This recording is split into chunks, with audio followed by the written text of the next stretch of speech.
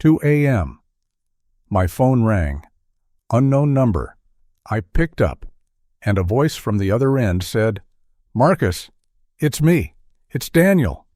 I dropped the phone because I buried Daniel 42 years ago. I stood over his casket. I watched them lower him into the ground. I spent 4 decades believing my younger brother was dead. But that phone call shattered everything I thought I knew about life, death, and impossible miracles. If you believe death is the end of every story, this will change your mind forever.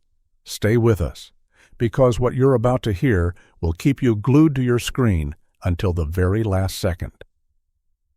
And before we begin, hit that subscribe button and turn on notifications, because stories like this, true family dramas, and unbelievable reunions, you won't find anywhere else. My name is Marcus Bennett. I'm 65 years old. I live in Seattle, Washington, with my wife Jennifer. We've built a quiet life together, comfortable, predictable, safe. But 42 years ago, my world collapsed in a single winter night. January 1983. The Pacific Northwest was buried under one of the worst snowstorms in decades. My younger brother Daniel was 19 years old, traveling on a Greyhound bus from Portland to Vancouver for his first year of college. He was excited, nervous. It was his first time living away from home. That bus never made it to Vancouver. On the Cascade Highway during a blinding snowstorm, the driver lost control.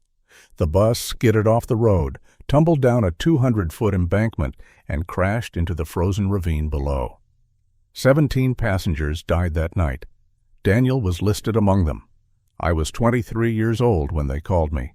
They needed someone to identify the body. Our father had passed away 2 years earlier. Our mother was too broken, too fragile to handle it. So it fell on me. I drove through the snowstorm to Bellingham. The morgue was cold, sterile, suffocating. The medical examiner pulled back the sheet, and I saw a face, battered, swollen, distorted by the impact and the cold. The body had been exposed to freezing temperatures for nearly 15 hours before recovery teams could reach the wreckage. But I looked at the build, the height, the dark brown hair, and I said those words that would haunt me forever. Yes, that's my brother. That's Daniel Bennett. I signed the papers. I brought him home. We buried him in Greenwood Cemetery 3 days later. Our mother never recovered. She died 10 years ago, still mourning the son she lost too soon. And I moved forward. I got married, had 3 children, built a career in engineering, celebrated holidays, birthdays, graduations. But there was always a shadow, a guilt I couldn't shake. The feeling that I should have protected him, that I failed as an older brother. And then, 42 years later, my phone rang at 2:05 in the morning. I looked at the caller ID. Unknown number, area code 206, Seattle. At 65, you learn that middle-of-the-night calls rarely bring good news. But something, call it instinct, call it fate, made me answer. Hello? The voice on the other end was rough, uncertain, like someone who hadn't spoken much in years. Marcus? Is this Marcus Bennett? My heart stopped. There was something in that voice, something disturbingly familiar. Who is this? Heavy breathing, a long pause, then, It's me. It's Daniel, your brother. The phone slipped from my hand. I caught it just before it hit the floor. My hands were shaking, my chest tight. This isn't funny, I said, my voice breaking. Whoever you are, this is sick. My brother died 42 years ago. I buried him. I know, the voice said quietly. I know how long it's been. I just figured out who I am. I found a newspaper article about the bus crash. There's a photo, and underneath it says, Daniel Bennett, age 19. That's me, isn't it? I'm Daniel Bennett. I couldn't breathe. The room spun around me. Where are you? I managed to ask. I don't know exactly. Downtown Seattle, Pioneer Square, someone said. I've been living in a shelter on 3rd Avenue. But I don't remember how I got here. I don't remember anything before about 15 years ago. My mind raced. This had to be a scam. Someone who found Daniel's name, learned details about his death, and decided to torture me with it. But there was something in that voice. What do you remember? I asked, testing him. Nothing clear, just fragments. I dream about snow, about being cold, about screaming. And sometimes I dream about a house with a red door. And someone used to make waffles every Saturday morning with strawberries. My breath caught in my throat because that house existed. That red door was real. And our mother made strawberry waffles every Saturday without fail. Daniel would eat them straight off the griddle, burning his tongue every time. What do you look like? I whispered. Old, really old. My face is weathered, I guess. I've lived rough for a long time, but I found this newspaper photo, and even though it's 42 years old, I can see it. I can see myself in that young face. Same eyes. Daniel had a scar, a distinctive one. Daniel had a scar, I said carefully, on his right shin, from when he crashed his skateboard at 14. 8 stitches. Silence. Long, agonizing silence. Then, I have a scar on my right shin. Old, really old. I never knew where it came from. Tears streamed down my face. I hadn't cried like that since the day we buried him. Before we continue this incredible story, if you're invested in what happens next, do me a favor, hit that subscribe button right now. We bring you real stories like this, family mysteries, impossible reunions, true revenge dramas that will leave you speechless. Turn on that notification bell because you don't want to miss what we have coming next. Now, let's get back to that phone call that changed everything. Give me your address, I said, my voice shaking. I'm coming to get you, right now. You don't have to, he started. Tell me where you are, now. He gave me the address. Pioneer Square Mission, a homeless shelter in downtown Seattle. I looked at the clock, 2:17 a.m. Stay there, don't move. I'll be there in 30 minutes. Do you understand? Don't leave. Okay, he said softly. Okay, Marcus. I'll wait. The line went dead. I sat there in the darkness for maybe 20 seconds, trying to process what had just happened. Then I was moving, pulling on clothes, grabbing my keys. Jennifer woke up. Marcus, what's wrong? I have to go downtown, I said. My voice sounded strange, disconnected. I'll explain later. At 2 a.m, Marcus, what happened? How do you explain that your dead brother just called you? How do you put that into words? I'll call you soon, I said. I love you. I was out the door before she could respond. The drive through Seattle's empty streets felt surreal, like I was moving through a dream. Part of me was convinced I'd arrive and find no one. Or worse, find some con artist who'd somehow learned intimate details about Daniel's life. But another part of me, the part that had never fully accepted my brother's death, was screaming that this was real. I thought about that day at the morgue. The body on that metal table, covered by a white sheet. When they pulled it back, the face was so damaged, so swollen from the crash. There was a deep gash across the forehead, bruising everywhere. The skin had a gray pallor from hours in the cold, but I'd looked at the height, the build, the dark hair, and I'd said yes. I'd confirmed it was Daniel. What if I'd been wrong? What if, in my shock and grief, I'd identified the wrong person? If that was true, then Daniel had been alive all this time, alive and suffering, alone, not knowing who he was, while I lived my life, while I got married, had children, celebrated milestones, while our mother died still grieving for him. The thought made me physically sick. I pressed harder on the accelerator. I reached Pioneer Square at 2:47 a.m. The area was dark, almost deserted, except for a few figures huddled in doorways. The shelter was an old brick building, weathered and worn. A small sign above the door read, "Pioneer Square Mission, all welcome." The front door was unlocked. Inside it smelled like industrial disinfectant, trying to mask decades of poverty and desperation. A man sat at a desk near the entrance, reading a worn paperback. He looked up as I entered. "Help you?" "I'm looking for someone," I said. "He called me about an hour ago. He's been staying here." He might not remember his name clearly, but— "Daniel?" the man interrupted. "Older guy? Gray ponytail?" He was pretty shaken up earlier, asked to use the phone, said it was important. My heart was pounding so hard I could barely speak. "Is he here?" "Check the common room, through that door." I walked toward it, every step feeling like moving through concrete. The common room was a large space with mismatched furniture, a muted TV flickering in the corner, and about a dozen people scattered around. Most looked up as I entered, their eyes wary, measuring. And then I saw him, sitting alone at a table near a window, his back to me.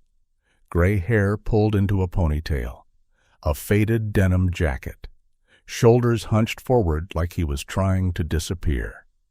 "Daniel," I said. He turned around slowly.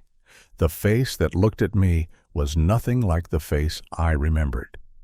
This man was weathered beyond his years. Deep lines carved around his eyes and mouth. His skin was darkened and rough from years of exposure. A scar ran across his left cheek that hadn't been there before. He looked sad, not 61. But the eyes— God, the eyes were identical. Dark brown with flecks of amber. Exactly like our father's eyes. Exactly like Daniel's eyes. "Marcus," he said, and his voice cracked. I stood frozen, unable to speak. This ghost from 42 years ago, this impossibility made flesh. He stood up slowly, joints stiff, movements careful. He was thinner than Daniel had been, shorter somehow, though that might have been the way he carried himself. But when he looked at me, really looked at me, there was something in his expression that stopped my breath. "You came," he whispered. "I wasn't sure you would." "Show me your leg," I said, my voice harsh. "Your right shin." He hesitated, then slowly rolled up his pant leg. There, running along his shin, was a scar, old and faded, about 3 inches long. Exactly where Daniel's scar had been. My knees buckled. I grabbed the edge of the table to keep from falling. "I need to sit down," I said. He pulled out a chair. I collapsed into it. He sat across from me, watching me carefully, like I might disappear at any moment. "Tell me about the crash," I said. "Tell me what you remember." He rubbed his face with both hands, hands that were scarred and calloused from hard labor. "I don't remember the crash itself, but I have nightmares. Always the same. I'm on a bus. It's snowing. The driver is trying to stop, but we're sliding. People are screaming. And it's so cold I think I'm dying. And then, nothing. Just darkness." He paused, gathering himself. "The next thing I remember clearly is waking up in a hospital. A nurse told me I'd been brought in from the streets. I was unconscious when they found me. They said I'd been beaten, robbed. But I didn't remember that either. I couldn't remember anything, not my name, not where I was from, nothing. When was this, I asked. February 2010. I didn't even know what year it was when I woke up. I had to ask. 15 years after the crash. Where had he been for 15 years? Before that, I pressed, you really don't remember? Sometimes I get flashes, being cold all the time, living somewhere remote, mountains maybe. And I think I was working. Manual labor, construction, or logging maybe, getting paid in cash. But it's all foggy, like trying to remember someone else's dream. He looked down at his scarred hands. For a long time, I didn't even try to remember. I just survived, day to day, shelter to shelter, sometimes on the streets. There are gaps in my memory, even from the last 15 years. I'd realize weeks had passed that I couldn't account for. We sat in that shelter for another hour, talking. Or rather, I asked questions, and he answered as best he could. He told me about his life on the streets, the shelters he'd cycled through, the brutal winters, the times he'd been robbed, beaten, the constant fog in his mind, the feeling of being lost in his own life. I always felt like I was waiting for something, he said, like there was something I was supposed to do, someone I was supposed to find, but I could never remember what. Finally, I stood up. We need to do a DNA test. It's the only way to know for certain. He nodded. Yes, I need to know too. I pulled out my phone and searched. There was a 24-hour urgent care clinic in Capitol Hill that offered DNA testing. They could have results in 48 hours. We drove there in silence. I kept glancing at him in the passenger seat, trying to see my little brother in this worn stranger.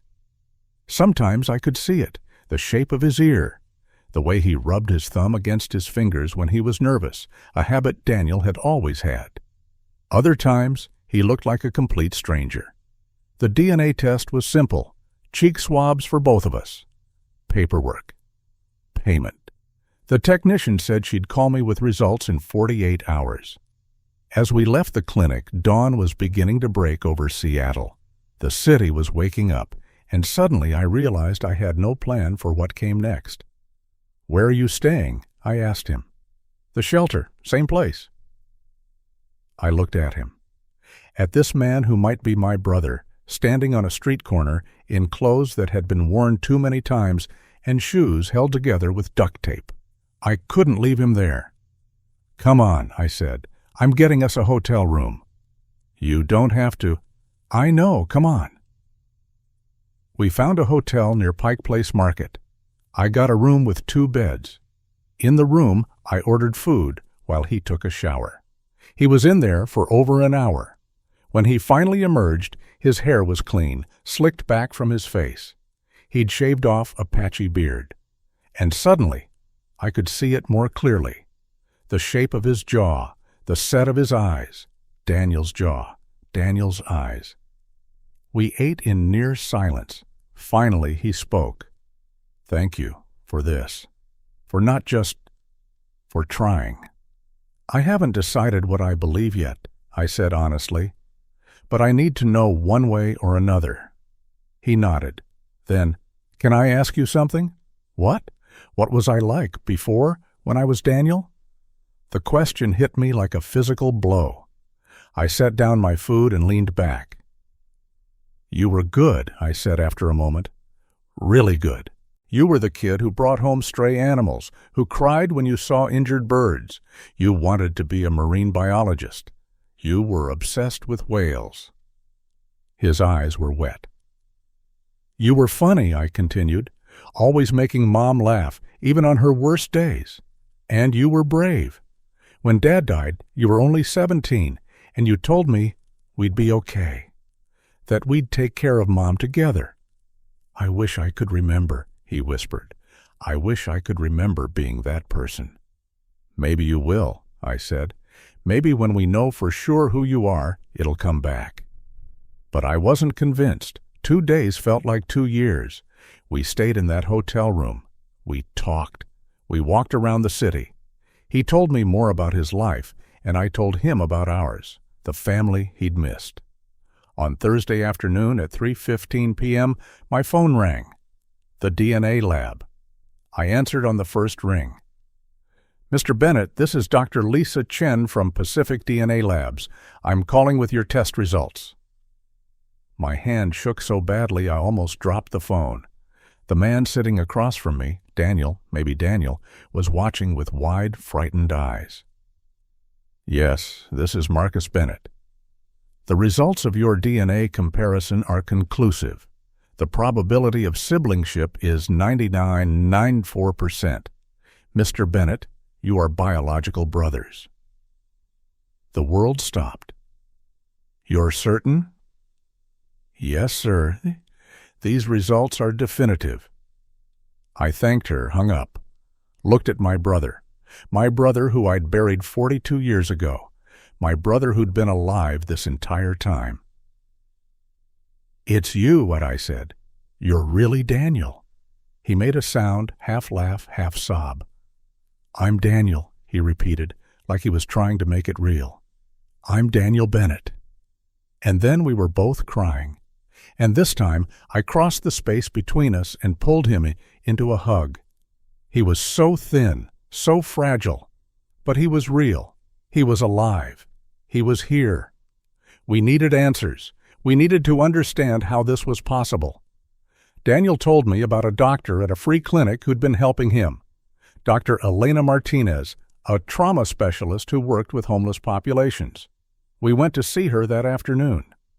Dr. Martinez was in her mid-50s, with kind eyes and the calm demeanor of someone who'd heard every story imaginable. I explained everything: the crash, the identification, the phone call, the DNA test. She listened without interrupting, taking careful notes. "I'd like to examine you, Daniel," she said when I finished. She conducted a thorough physical exam. She paid particular attention to old injuries, to scars, to healed fractures. When she was done, she sat down with us. "Daniel, you have extensive evidence of old trauma, multiple healed fractures in your ribs, left arm, and right ankle, significant scarring, and there's a depression here." She touched the back of his head gently, consistent with severe head trauma. "From the crash?" I asked.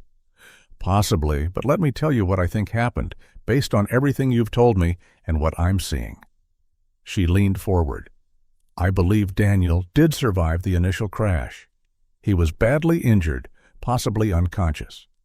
In the chaos, in the snow and darkness, he was thrown clear of the main wreckage. Probably ended up some distance away, in the snow." She paused. "The body you identified, Marcus, I think it was another passenger, someone of similar age and build. Given the condition of the bodies after the crash, after being in the cold, with facial trauma, it would have been easy to make a mistake, especially for someone grieving and in shock." I felt sick, but I knew she was right. "What happened to Daniel?" I asked. "I think he was found, maybe by a truck driver, maybe by someone from a nearby town. Someone who, for whatever reason, didn't take him to a hospital. Maybe they saw an opportunity. A young man with no memory, no ID, easy to exploit." "You think someone kept him?" My voice was hollow.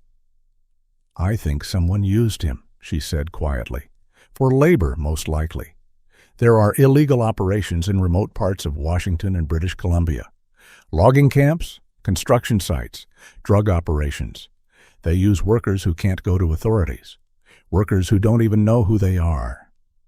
Daniel was staring at the floor, hands clenched. "That would explain the memory gaps," Dr. Martinez continued. "Years of untreated head trauma, malnutrition, possible exposure to substances. Your brain shut down to protect itself. The dissociative episodes you've described are classic trauma responses." "And around 2010? I asked. "He either escaped or they let him go. 15 years of hard labor ages a person significantly. If he was having medical issues, becoming more of a liability than an asset, they might have simply dumped him in Seattle." And then he lived on the streets for another 15 years, I said, while I was in Seattle the whole time, while I could have been looking for him. You couldn't have known, Daniel said quietly. You thought I was dead. Martinez looked at me with compassion. Marcus, you need to understand something. The man sitting here is your brother genetically, but he's not the same person he was at 19.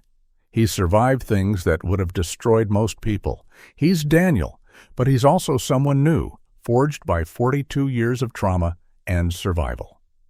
She was right. This wasn't the boy who got on that bus in 1983. This was a survivor. What do we do now? I asked. Intensive therapy for Daniel, she said. Processing this trauma, rebuilding identity. It's a long journey. Family therapy for both of you would help too. You're learning how to be brothers again after all this time. We left the clinic as the sun was setting. The streets were filling with evening crowds. Come home with me, I said. Stay with Jennifer and me. We have a guest room. We'll figure this out together. He looked at me, and I could see the fear in his eyes. I don't know how to be someone's brother. I don't know how to be part of a family. I've been alone for so long. Then we'll learn, I said, both of us. He was quiet for a long moment. Then he nodded slowly. Okay, I'll try. We drove to my house in silence. Jennifer was waiting on the front porch. I'd called her the night before, explained everything. She'd cried on the phone, told me to bring him home. As we pulled into the driveway, she came down the steps. She looked at Daniel for a long moment. Then she opened her arms. Welcome home, Daniel. He hesitated, then let her hug him. I saw his shoulders shake. He was crying. That was 4 months ago. It hasn't been easy. Daniel has nightmares almost every night. He struggles with crowds, with sudden noises, with being indoors for too long. He sees Dr. Martinez twice a week. We're working through decades of trauma, one session at a time, but he's remembering things. Small things at first. The taste of Mom's waffles, the name of our childhood dog, Murphy, the way our house used to smell in summer. Last week he remembered a Christmas when he was 9. Remembered the telescope I'd saved up to buy him. I'm starting to feel like him, he told me yesterday as we sat on the back porch. Like Daniel. Like I'm not just someone who shares his DNA. Like I'm becoming him again. Or maybe becoming someone new who includes him. Does that make sense? Yeah, I said. It makes sense. My children have met him. My daughter Emma, my son Josh, my youngest, Claire. The nieces and nephew he never knew existed. They're cautious, curious, kind. My grandson, Tyler, who's 6, has decided Daniel is his favorite person. Daniel smiles more when Tyler's around. We've talked about the grave. There's a headstone with Daniel's name on it in Greenwood Cemetery. We've discussed removing it, changing it, or leaving it as a memorial to the person he was before. We haven't decided. There's no rush. Last week, Daniel got a part-time job at a garden center. He's good with plants, he's discovered. They don't judge. They just grow. He comes home with dirt under his fingernails and stories about customers. He's learning to be a person again. And I'm learning too. I'm learning that grief is more complicated than we think. I spent 42 years grieving my brother, and now he's here. But I still feel the loss of who he was. I'm grieving for the 19-year-old who got on that bus, for the life he should have had. But I'm also grateful, because against all impossible odds, he survived. He asked me recently if I blamed myself for identifying the wrong body. Every day, I told him honestly, every single day since you called. Don't, he said. You were 23. You just lost your brother. You did the best you could. If you hadn't identified that body, they might never have found me. I might have died in those mountains. At least this way, I'm here. I'm alive. And I have a brother who drove across the city at 2 in the morning because a stranger said his name. He's right, I suppose. I'm trying to forgive myself. It's harder than it sounds. Last night we sat on the back porch after dinner. Daniel looked up at the stars. "Do you think Mom knows?" he asked. "Wherever she is, do you think she knows I'm alive?" "I think she does," I said. "I think she's been watching over you this whole time, keeping you alive until you could find your way home." He smiled at that. His smile is still rare, but it's getting more common.